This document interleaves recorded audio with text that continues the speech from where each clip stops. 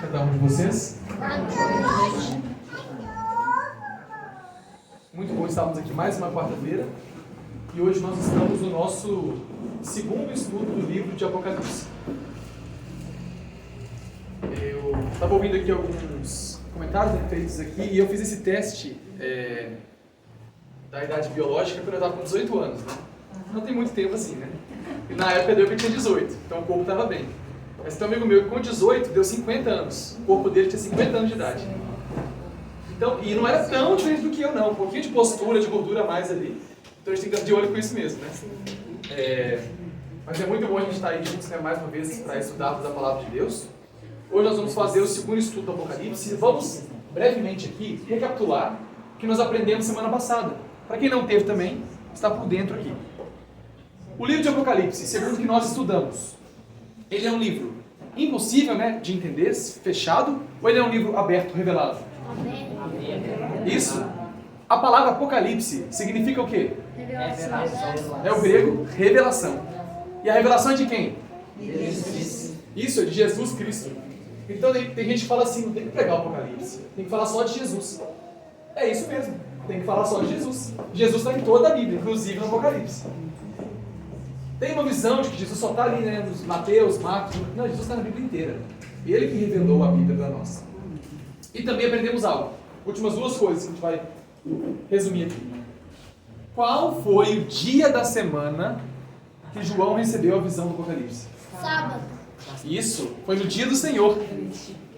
Apocalipse 1, verso 10. João fala que no dia do Senhor ele estava na ilha de Patmos. Ele teve uma visão. E nessa visão ele viu a cena do Apocalipse.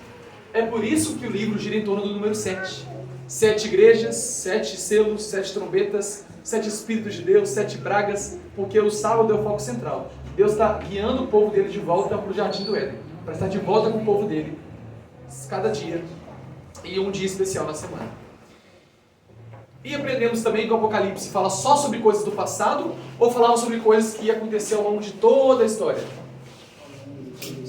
Sim, lá fala assim, Jesus falou para João, escreve as coisas que são, as que você viu, e as que vão acontecer. Então tem coisas que já estavam se cumprindo nos dias de João, e vão se cumprir até os nossos dias hoje. E é por isso que eu queria começar com vocês hoje o estudo sobre as 7 igrejas. E é interessante perceber que o apóstolo João, ele escreve no capítulo 22, que Jesus enviou o anjo dele para testificar essas coisas, o livro de Apocalipse, para quem? São as 7 igrejas lá de Apocalipse. Vocês lembram o nome das 7 igrejas? Isso. Primeiro é Éfeso. Depois de Éfeso vem quem? Esmirna. E depois de Esmirna? Pérgamo. E depois de Pérgamo? Tiatira. A quinta igreja é? Não, tem mais uma aí antes de Sardes. São nomes diferentes para nós, né? Depois de Sardes vem? Filadélfia. E por último, Laodiceia. Essa aí todo mundo lembra, né? Essas igrejas, irmãos, a maior parte delas, se não todas, não existem mais. Era daquela época de João. Mas o livro de Apocalipse inteiro está escrito, foi revelado para as igrejas. Mas tem muita coisa se cumprindo hoje, elas não existem mais. Então a melhor maneira de entender as igrejas do Apocalipse é segundo o que nós estudamos semana passada. Esse livro, ele é literal ou ele é simbólico? Ele foi dado em símbolos.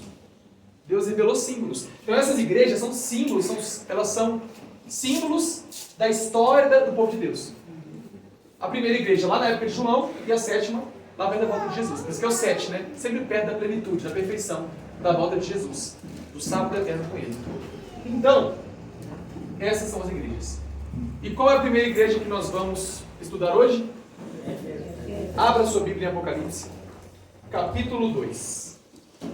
Semana passada estudamos o primeiro capítulo e hoje teremos as duas primeiras igrejas. Está logo depois de Gênesis. Aqui tem alguma dificuldade? Apocalipse, capítulo 2.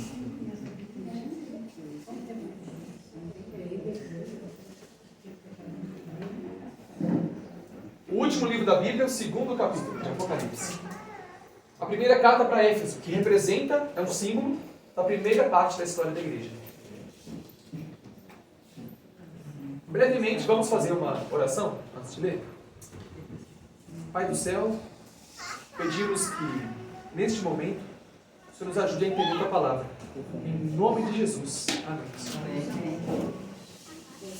O verso 1 até o 7, na minha versão, diz assim. Apocalipse 2, do 1 ao 7. Ao anjo da igreja em Éfeso escreve: essas coisas diz aquele que conserva na mão direita as 7 estrelas, aquele que anda no meio dos 7 candeeiros de ouro. Olha o que ele diz: conheço as tuas obras, tanto o teu labor como a sua perseverança. Sei que você não pode suportar os homens maus. Você colocou à prova aqueles que se dizem apóstolos, mas não são, e achou eles mentirosos. Você tem perseverança, suportou provas por causa do meu nome. Não se deixou cansar, ou esmorecer. Mas eu tenho, porém, contra ti, que abandonaste o teu primeiro amor. Verso 5. Lembra então de onde caiu, se arrepende, volta à prática das primeiras obras. Senão eu vou vir contra ti, moverei do seu lugar o seu candeeiro, caso não te arrependas. Tens contudo a teu favor, que odeias as obras dos nicolaítas, as quais eu também odeio. Quem tem ouvidos para ouvir, ouça o que o Espírito diz às igrejas. Ao vencedor, dar-lhe-ei que se alimente da árvore da vida, que se encontra no paraíso de Deus. Para cada igreja, Deus começa apresentando quem Ele é. Ou seja, diz aquele que agora é aquele que tem nas mãos as 7 estrelas. Cada igreja vai ter uma descrição diferente. Obrigado. Para a igreja, por exemplo, de Esmirna, ele fala: diz aquele que morreu e agora está vivo. Para cada igreja ele diz quem ele é. Depois que ele se apresentou, ele vai falar: eu conheço alguma coisa. Conheço as tuas obras, conheço a tua fidelidade. Ele fala algo. Depois ele vai fazer o quê? Vai dizer o que tem de bom na igreja. Se não tem nada de bom, ele só reprova. Que nem Laodiceia. Se tem alguma coisa, se não tem nada de ruim, ele só faz aprovações. Igual ele faz com Esmirna. E aí, Filadélfia também. E no final, quando ele termina de aprovar e reprovar, ele faz uma promessa. Aquele que for vencedor, agora ele vai dar o direito de comer da árvore da vida. Mas Deus fala, por mais que Éfeso é uma igreja que abandonou o primeiro amor, eles poderiam voltar ainda. E aqui Deus fala o seguinte para a igreja nesse período: que Deus tinha algo de bom com eles. Deus concordava com algo que eles estavam fazendo. Que eles odiavam as obras dos... Verso 6. Vocês odeiam as obras dos nicolaítas, as quais eu também odeio. Forte, né? Deus falar: eu odeio as obras dessas pessoas. Deus não odeia os pecadores. Ele fala que odeia as obras que eles estavam fazendo. Quem são esses nicolaítas? Eles só aparecem 2 vezes na Bíblia. Aqui e na igreja de Pérgamo, que vamos ver na próxima semana. Há uma tradição que diz que eles eram seguidores de Nicolau. Nicolau era um dos diáconos que foi escolhido ali em Atos para ser um líder da igreja, mas com o tempo ele se apostatou e muitos seguiram ele. Mas de fato, quem ensinavam esses nicolaítas? Se você estudar a história, tem alguns homens que viveram naquela época. Um deles é Eusébio. Ele vai escrever quem era esse povo. Olha que interessante. Os nicolaítas, eles ensinavam que os cristãos foram libertos da lei e que podiam fazer exatamente o que queriam. Transformaram a liberdade cristã em licenciosidade, ou libertinagem, né? Qual era a ideia deles? Estamos agora no período da graça. Temos que obedecer à lei? Para os nicolaítas? Não. Deus fala que odeia as práticas deles. Por que eles não achavam importante obedecer à lei de Deus? Porque eles fizeram uma separação. Isso é mais antigo, gente, do que andar para frente. Separaram mais uma vez a alma do corpo. Quando Deus cria o homem lá em Gênesis 2, Deus fala que o ser humano tem uma alma dentro dele? Ou Deus diz que o ser humano é uma alma vivente? Nós somos uma alma. Ezequiel fala, quando você morre, a alma morreu. Mas eles começaram a separar o corpo da alma, e aí, quem começou a entrar dentro da igreja? O que vai se salvar, afinal, é só a alma que vai para o céu. O corpo vai por quê? Vai ser perdido mesmo. Então, importa aquilo que você faz com o seu corpo? Não. Em última instância, só se salva o quê? A alma. Então faça o que você quiser com o seu corpo. E aí eles comiam o que queriam, se relacionavam com o que queriam. O corpo não pertence ao mundo de Deus. Mas isso está errado, porque 1 Coríntios 15 fala que no céu teremos um corpo incorruptível. Lá comeremos, viveremos, trabalharemos. Até porque veremos no Apocalipse que o novo céu, depois de muitos anos, será aqui na terra. Desceremos para cá com a cidade santa. Uma terra renovada, né? Então, a primeira coisa que Deus fala é que Ele odeia a obra dos nicolaítas. Mas depois Ele promete que aquele que for vencedor vai poder se alimentar do quê? Da árvore da vida. E essa árvore da vida, nos diz Apocalipse 22, que ela está no meio da praça da cidade. Da mesma maneira que lá em Gênesis, ela ficava no meio do jardim. Vocês leram aí que a árvore da vida se encontra onde? No paraíso de Deus. Mas nós sabemos que a árvore ficava onde aqui na terra? No jardim. A árvore da vida está aqui ainda hoje? Não. Ela está onde hoje? No paraíso de Deus. Quando Jesus falou para o ladrão na cruz, eu te digo hoje, você vai estar comigo no paraíso um dia. Aonde que é esse paraíso? Lá onde está o jardim do Éden, lá no céu hoje. É para lá que Jesus quer nos levar de volta. Nos levar de volta para uma vida como era Adão e Eva no jardim do Éden. E essa árvore da vida, ela produz quantos frutos? 12. E ela dá o fruto quantas vezes por mês? De mês em mês. Uma vez por mês, 12 frutos por ano. É por isso que Isaías 66 fala que nós vamos perante o Senhor adorar Ele de um sábado a outro e de uma lua nova a outra. Vamos lá, gente. Quanto tempo demora de uma lua nova até a outra? É, um mês. O mês, a semana, não tem nada que define uma semana. O ano tem. O mês tem. O mês é o tempo de uma lua nova até a outra. Nós vamos uma vez por mês nos alimentar do fruto da árvore da vida. Só pode viver para sempre quem se alimenta da árvore da vida. Por isso, quando Adão pecou, o que Deus tirou dele? O acesso à árvore. Fechou as portas do jardim. Que se ele continuasse comendo da árvore da vida, ele ia pecar para sempre.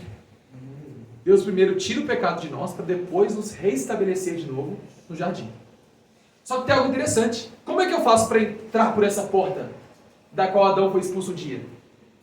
Aqui fala, né? O que for vencedor. Mas tem algo mais. Olha o que está no Apocalipse 22, 14. Bem-aventurados aqueles que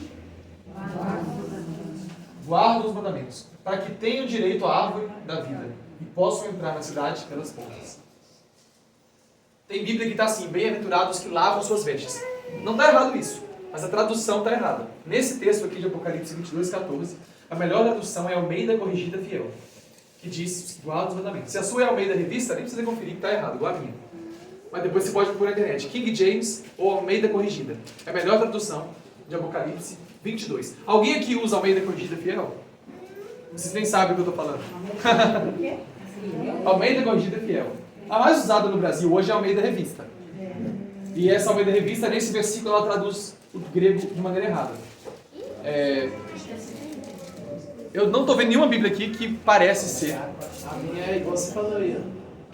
Como é que está aí na sua? Bem-aventurado aqueles que lavam as suas vestes. A sua é a Almeida Revista também, já? Revista corrigida. Como é que está na Revista Corrigida? Lava as vestiduras. Ok, também tá assim. Não tem nenhuma corrigida fiel aqui, né? Revisa atualizada. Não, isso aí não. Só essas duas versões. Essa fiel tem. King James e Corrigida Fiel. São as duas que vão trazer a ACF, Almeida Corrigida Fiel. Ela traz essa tradução aqui, ó, igual aos mandamentos. E isso é muito importante, porque faz toda a diferença, né? Ela muda totalmente o sentido do texto. Mas não se preocupe, tá? Se sua Bíblia não tem isso. Porque lá com Jesus, o judeu perguntou, Jesus, o que eu faço para viver eternamente? Para herdar a vida eterna? Jesus falou, guarda os mandamentos. Então, assim, tá, é claro isso. Mas, tá vendo o perigo dos nicolaítas? Porque eles falam que na graça, você não tem mais que obedecer. Mas a graça vem, na verdade, para te perdoar da sua desobediência passada, da sua culpa, e te dar uma vida nova. Te dar poder para obedecer. Não faz sentido, né? Libertar um preso para ele continuar cometendo crimes. Continuar quebrando a lei de Deus. Mas, nós temos hoje o tempo corre e temos que ver a igreja de Esmirna, depois de Éfeso. O que aconteceu depois que eles começaram a viver de verdade a lei de Deus. Aí subiu o fogo da perseguição. E ela aumentou. Vamos ler comigo então, Apocalipse 2, a partir do verso 8. 2:8. Ao anjo da igreja em Esmirna, escreve: essas coisas diz o primeiro e o último, aquele que esteve morto e tornou a viver. Conheço a tua tribulação, sua pobreza, mas você é rico. Conheço a blasfêmia daqueles que dizem que são judeus, mas não são. Na verdade, eles são a sinagoga de Satanás. Não temas as coisas que você vai sofrer. Eis que o diabo está para lançar à prisão alguns de vocês, para serem colocados sobre prova, e vocês vão ser tribulados, perseguidos, durante 10 dias. Seja fiel até a morte, e eu vou te dar a coroa da vida. Quem tem ouvidos, ouça o que o Espírito diz às igrejas. O vencedor, de modo nenhum, sofrerá o dano da segunda. Que segunda morte é essa? Os cristãos de Esmirna estavam morrendo. Essa primeira morte aqui, a morte, todos nós podemos morrer um dia. Estavam sendo perseguidos por qual império? Império Romano. Imperador, na lista que vocês vão receber depois do culto aqui, o nosso estudo de hoje, vocês vão ver vários imperadores que perseguiram. Mas Deus diz assim: vocês não são pobres. Na verdade, vocês são o quê? Ricos. Ou melhor, você é pobre, mas é rico. Segundo os homens, você é pobre, mas você é rico porque você está salvo, E aí Deus ainda fala assim: muitos estão na igreja, dizem que são judeus, mas não são.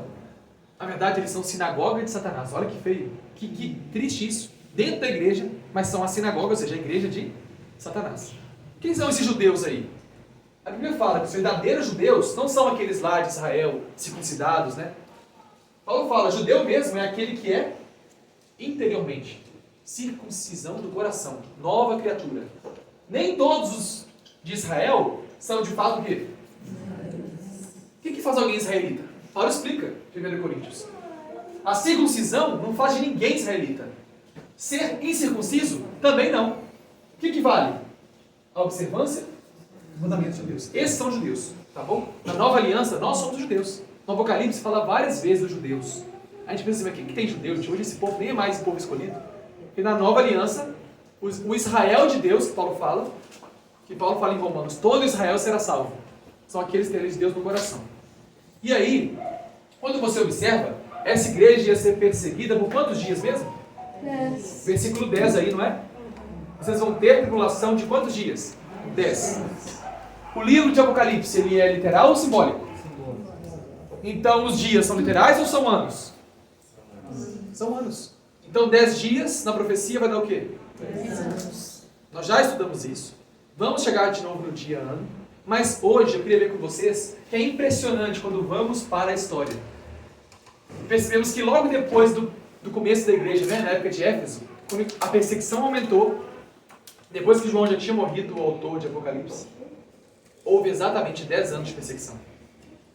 Teve muita perseguição, mas teve uma específica, muito grande.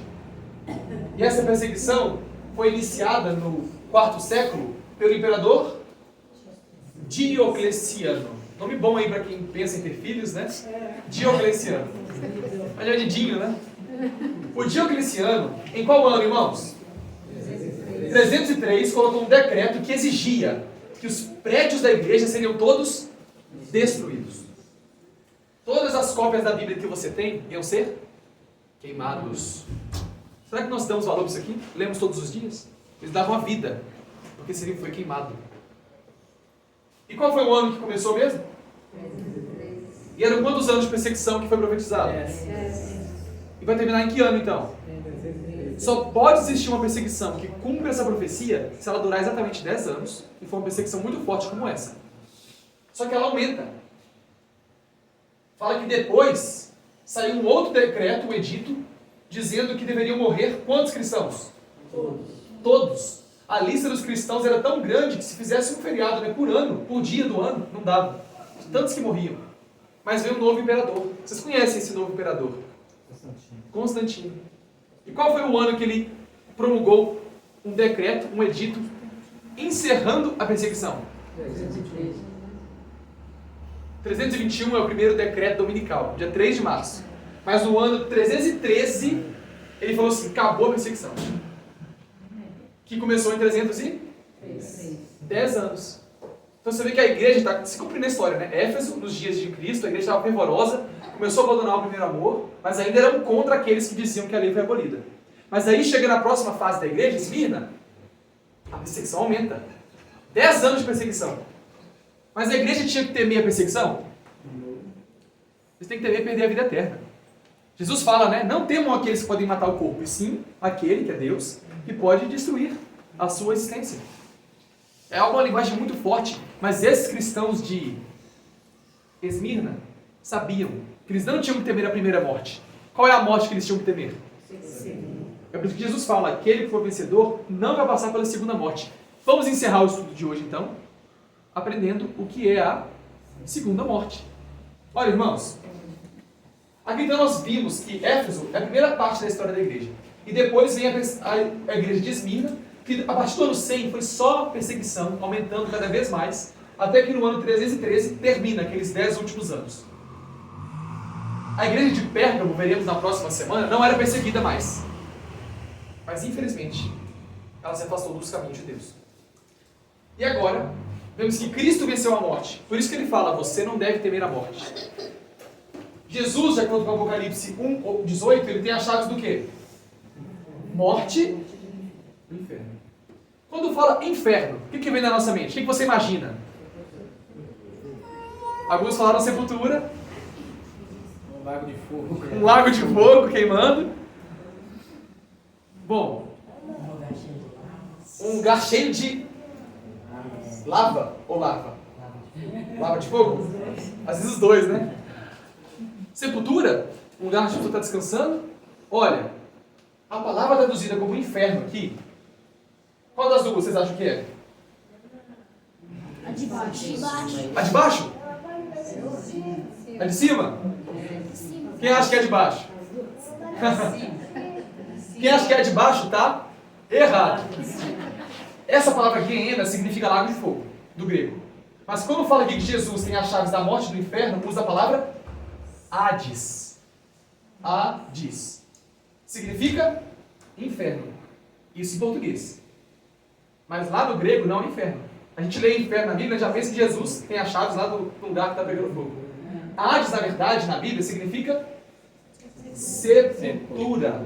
Tanto que lá em Atos 2, quando Jesus foi entronizado e Pedro está pregando aquele sermão, ele cita Salmos 16 e fala assim, ó. O Salmo está aqui, ó. Salmos 16, cadê? É citado aqui em Atos 2, ó. Jesus falou, não deixarás que a minha alma fique na sepultura. É assim que está na sua Bíblia. Mas se você for no grego, é inferno que está lá. Porque na Bíblia a ideia de Hades não é um lugar que está pegando fogo. É o lugar onde moram os mortos. Onde que os mortos estão? Na sepultura. O mundo dos mortos não é um lugar que eles estão lá conversando, sofrendo, né? Até porque nós vamos perceber algo interessante. Quando acabar o pecado, o que vai acontecer, irmãos? Jesus tem a chave da morte e do inferno. É por isso que ele vai fazer o que um dia? A morte e o inferno vão ser lançados no... Se o inferno fosse o lago de fogo, teria como ele ser lançado nele mesmo? Não. O inferno é a palavra aqui é Hades. Aqui é Thanatos, morte. Todo mundo morre. E quando você morre, você vai para sepultura. Todo mundo que morreu está no inferno. Ou seja, está dormindo na sepultura. Mas quando Jesus for destruir a morte um dia, ele vai julgar tudo isso aonde? Aí sim vai existir o lago de fogo. Hoje não existe nenhum lago queimando. Segundo a Bíblia, todos os mortos, Eclesiastes 9, Salmo 6, todos os mortos estão na sepultura, dormindo, descansando. Terem sendo tentado. E ninguém recebeu ainda o galardão. Jesus fala em Apocalipse 20 que quando ele vier, ele virá para dar o galardão para cada um. Então quem foi salvo já recebeu o galardão? Não, está dormindo. E quem foi perdido? Está dormindo. Qual que vai ser o galardão do perdido? A segunda morte. Qual que vai ser o galardão do salvo? A primeira ressurreição. E a gente vai ver isso agora. Olha, quando Jesus voltar, irmãos, o que vai acontecer com os justos, os salvos que estavam dormindo no pó da terra? Ressuscitam. E os ímpios? Olha o que fala o Apocalipse 20. Os outros mortos, os que não reviveram, né, os ímpios, eles não vão reviver até que os 1000 anos se... Vamos passar quanto tempo no céu? 1000 anos. 1000 anos. E os outros, os que não foram salvos, só vão acordar quando? Depois dos 1000 anos. Essa dos salvos é a primeira ressurreição, antes dos 1000 anos, os que estão salvos. Bem-aventurado e santo, igual o povo de Esmirna, que foi perseguido, estão mortos hoje, dormindo. Eles são bem-aventurados, porque eles vão ter parte na primeira. Sobre eles não tem poder a segunda. O que é a segunda morte, irmãos? A segunda morte está para nós, basicamente aqui, ó. Quando no Apocalipse os perdidos ressuscitarem depois dos 1000 anos, vai ser para receber a sua condenação. Mas por que eles vão ressuscitar se já estão mortos, né? Ressuscitar para morrer de novo? Hoje eles estão dormindo. Mas a Bíblia fala que o universo inteiro terá que reconhecer que Deus foi justo. Que ninguém vai se perder porque Deus não quis salvar. Eles vão todos ressuscitar para ver Cristo, as marcas na mão, e reconhecer, eu podia ter sido salvo. Quando eles dobram os seus joelhos, aí se cumpre Efésios 2, Romanos 14, todo joelho se dobrará. Não fala só os salvos, todos vão se dobrar e vão reconhecer, Deus estava certo. Aí eles recebem a segunda morte. Aí eu pergunto para vocês, de acordo com a Bíblia, a recompensa dos perdidos, dos que não se salvarão, é vida eterna ou morte? O salário do pecado é a morte. Mas o que é o dom gratuito de Deus? A vida eterna. Quem está perdido pode ter vida eterna? Eles vão ter o quê? Morte. Eles podem viver para sempre no inferno? Quem tem vida eterna? Só Jesus e os salvos. O ímpio não pode viver para sempre. A Bíblia não ensina sobre um lago de fogo que queima eternamente. Ela ensina que o inferno de hoje, a sepultura, né, o Hades, é onde estão os mortos descansando. E ensina que no juízo final, depois dos 1000 anos, os ímpios receberão a sua recompensa, que é a morte. Voltar ao pó da terra, de onde veio. Lá em Gênesis 3, do pó vieste, ao pó voltarás. Deus vai deixar ninguém sofrer. Só, exatamente, cada um vai pagar pelos seus pecados. Não vai pagar eternamente. É por isso que a Bíblia diz que Adão tinha vida eterna, mas ele pecou. E um dia ele passou pela primeira morte. Adão está num sono profundo de 6.000 anos já. Ele vai acordar quando Cristo voltar. E aí nós vemos que durante todo esse período, desde o pecado de Adão até o final dos 1000 anos, nós estamos no reino do pecado e da morte, onde há sepultura, onde há sofrimento. Mas aí, durante os 1000 anos do céu, nós vamos ver o seguinte. Pronto. Durante os 1000 anos no céu, olha o que nós vemos aqui. Quando Cristo voltar,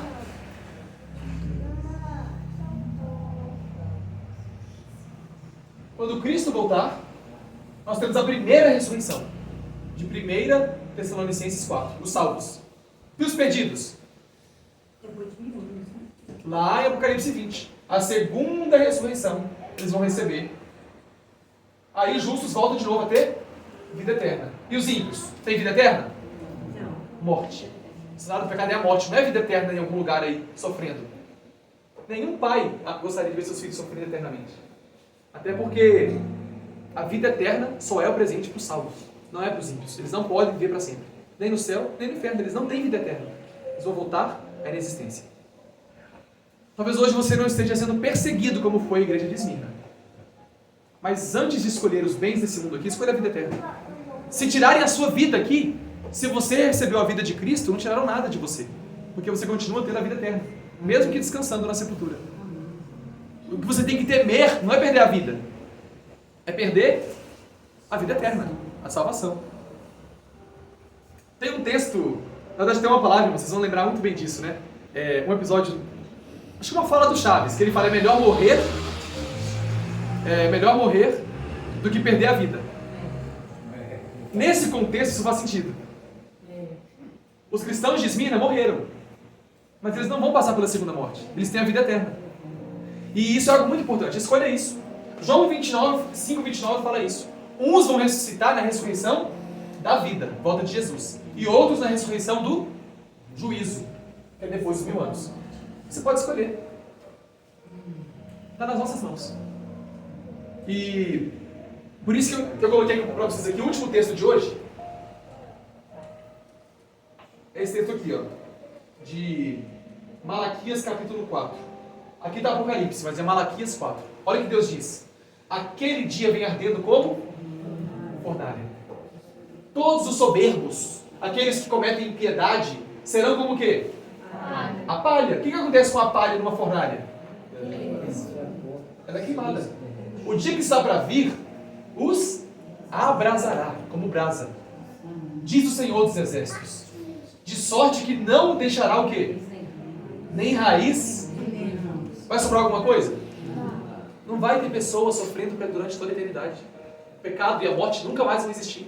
Como é que Jesus fala que nunca mais, lá em Apocalipse 21, nunca mais vai ter lágrima nem dor? Se terão pessoas sofrendo para todo sempre em algum lugar. A Bíblia, existe 2 infernos, irmãos. Isso está na nossa mente. Um é a sepultura, onde todos estão hoje. O outro é onde todos serão consumidos e destruídos no juízo final. Para todo sempre, nunca mais haver pecado. E é o fogo que destrói os pecadores, purifica a terra. E para sempre viveremos na terra renovada, tendo acesso livre à árvore da vida. Porque Apocalipse fala que as portas da cidade não se fecharão mais. Poderemos entrar para nos alimentar desse fruto, como Adão fazia todos os dias. Então que você possa escolher isso, e enquanto esse hino final é cantado, você pode se colocar de pé, se é o seu desejo, aceitar a promessa de Deus para Éfeso e Esmirna, que é aceitar a árvore da vida e depois ser preservado da segunda morte e receber o dom gratuito de Deus, que é a vida eterna em Jesus Cristo.